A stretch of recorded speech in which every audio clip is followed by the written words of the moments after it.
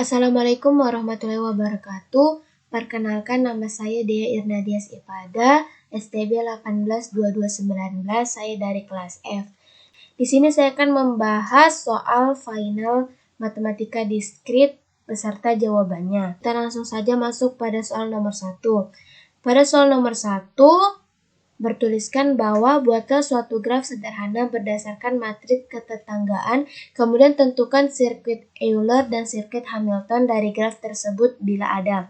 Nah, di sini kita telah diberikan matriks ketetanggaan, kemudian kita langsung saja untuk membuat graf sederhana berdasarkan matriks ketetanggaan tersebut. Kemudian kita akan membuat graf sederhana berdasarkan graf ketetanggaan yang telah ada. Nah, di sini dapat dilihat pada matriks ketetanggaan terdapat 5 simpul, yaitu simpul A, B, C, D, dan E. Nah, kita pertama ke simpul A. Pada simpul A itu bertetangga dengan simpul D dan simpul E.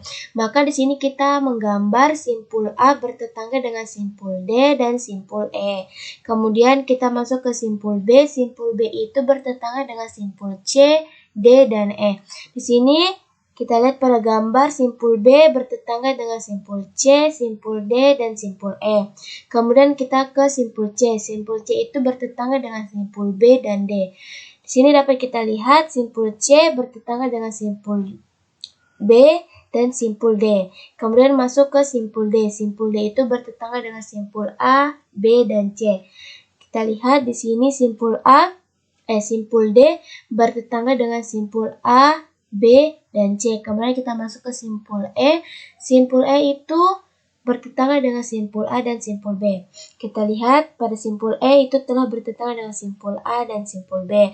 Maka untuk membuat graf sederhananya telah kita buat. Kemudian selanjutnya kita akan menentukan apakah graf G ini masuk ke dalam sirkuit Euler atau sirkuit Hamilton. Pertama-tama kita melihat dari segi ciri-ciri dari sirkuit Euler. Nah, di sini ciri-ciri sirkuit Euler yaitu semua titik di dalam graf mempunyai derajat genap. Nah, pada graf G ini terdapat beberapa simpul yang berderajat ganjil. Misalnya seperti pada simpul B itu berderajat 3 dan simpul D yang berderajat 3. Maka dapat dikatakan bahwa graf G ini tidak termasuk dalam sirkuit Euler. Nah, selanjutnya kita akan melihat pada graf Hamilton.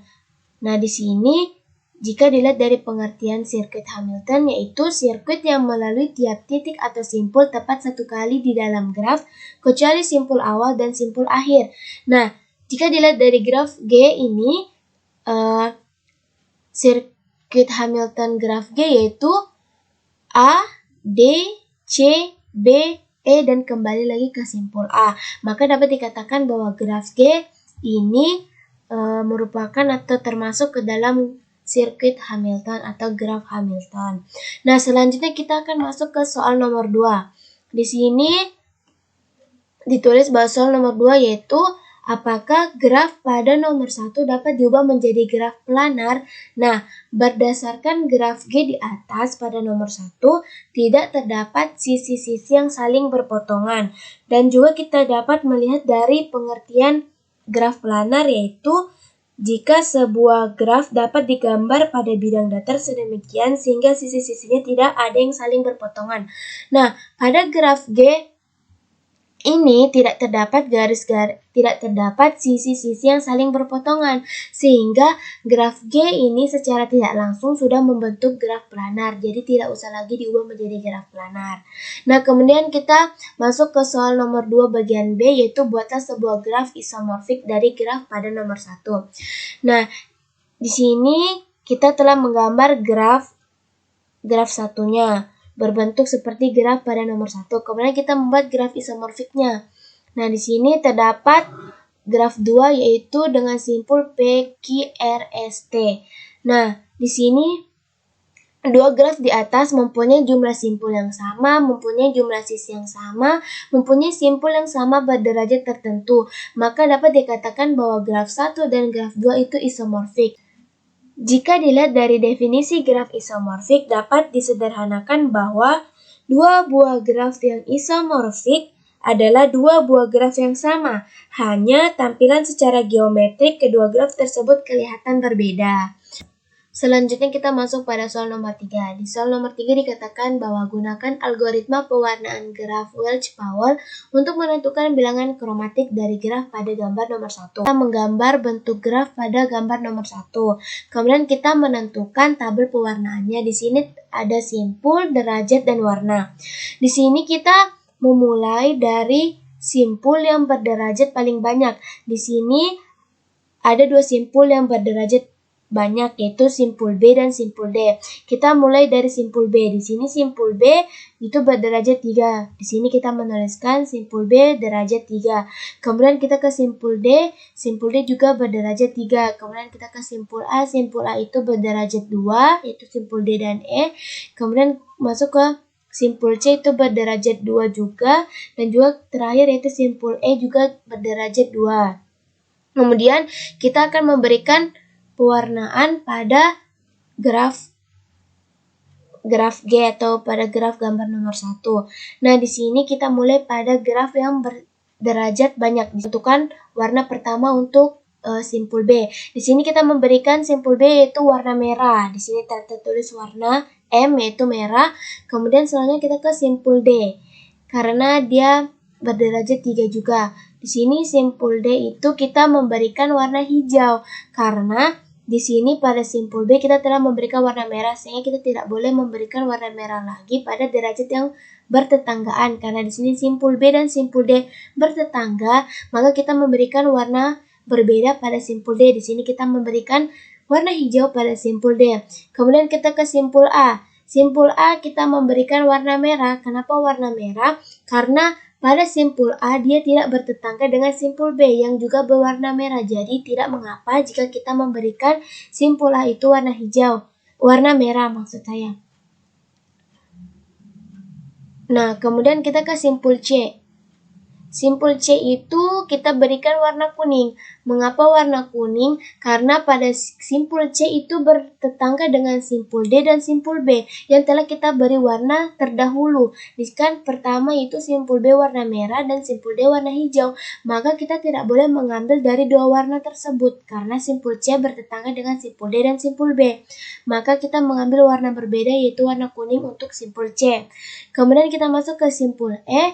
Simpul E ini kita kasih warna hijau. Mengapa? Karena dia tidak bertetangga dengan simpul D yang juga berwarna hijau, karena dia bertetangga dengan simpul A dan simpul B yang berwarna merah. Nah, dapat dikatakan bahwa berdasarkan graf di atas didapatkan 3 warna berbeda untuk 5 simpul, yaitu ada warna merah, hijau, dan kuning atau bilangan kromatiknya adalah 3.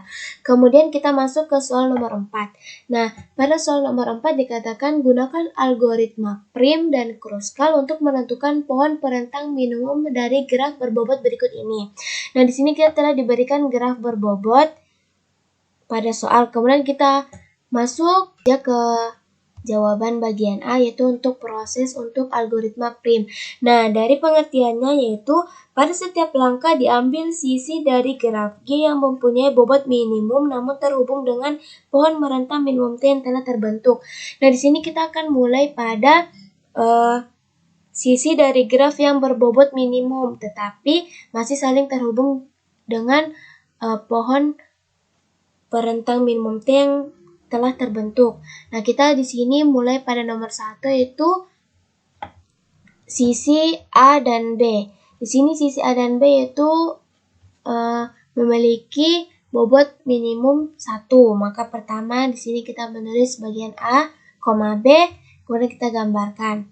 Nah, di sini selanjutnya kita ke nomor 2 yaitu bagian AE. Karena kita akan memilih sisi yang berbobot minimum tetapi masih saling terhubung. Mengapa di sini kita tidak memilih bagian C dan D? Karena itu tidak terhubung dengan A dan B.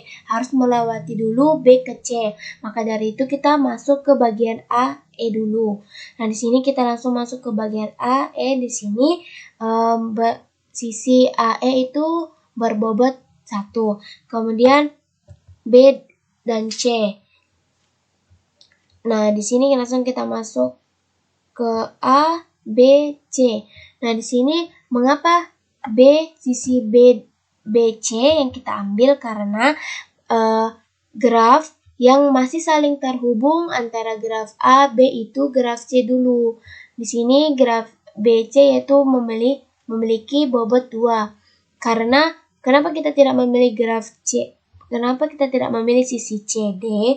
Karena di sini dia tidak langsung terhubung dengan graf AB pada sisi AB, maka kita harus memulai pada sisi yang saling terhubung dan memiliki bobot yang minimum, yaitu kita masuk langsung ke sisi BC yaitu berbobot 2. Maka langkah selanjutnya itu sama seperti langkah yang sebelumnya kita telah kerjakan.